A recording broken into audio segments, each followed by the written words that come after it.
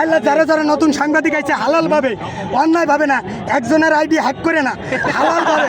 এমনি তো এটা হালাল কি কটটুক এটা হাদিস করে না আছে, তারপরে যতটুকু হালাল এর ভিতরে ভালোভাবে চলার তৌফিক দান করো। আমিন। আল্লাহ যারা দুর্বল একটু ইউটিউব একটু বাড়ায় দাও। এলা আমার প্যান্ট শহীদ হয়েছে, আমার প্যান্টটা রাইখে দিচ্ছে। আমার যে প্যান্ট এটা ছিঁড়ে ফিরে রক্ত ভরে রয়েছে। আমার হাদির কবরের দিন আমার চশমা এনসিপির কয়েকটা দুষ্ট ফলাবান আমার ওই কবরে যাইতে দেয় নাই, তারা আল্লাহ তাদের বিচার করো। আল্লাহ নতুন সিংহাসনে অধিবেশন করছে আমার বড় ভাই তারেক রহমান, তাকে সহি সালামতে রাষ্ট্র পরিচালনার তৌফিক দান করো।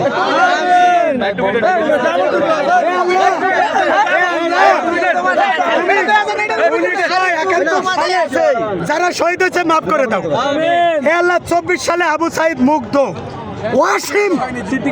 ওয়াসিম ওসমান হাদি, আল্লাহ ইয়ামিন ইয়ামিন ওই যে পুলিশের গাড়ি থেকে আমিন, আল্লাহ ছোট্ট শিশু, আল্লাহ আমার প্যান্ট শহীদ হয়েছে, আমার প্যান্টটা রাইখে দিচ্ছে।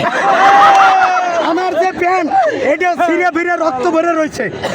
আমার হাদির কবরের দিন আমার চশমা এনসিপির কয়েকটা দুষ্ট ফলাবান আমার ওই কবরে যাইতে দেয় নাই, তারা আল্লাহ তাদের বিচার করো। এই কয়েকটা ফলাবান আমার হাদির কবরে যাইতে দেয় নাই মাটি দিতে। পরের দিন আমি চুরি করে গেছিলাম, আল্লাহ আমার ঠেকাইতে নাই, আমি গোপনে মাছ করে গেছিলাম।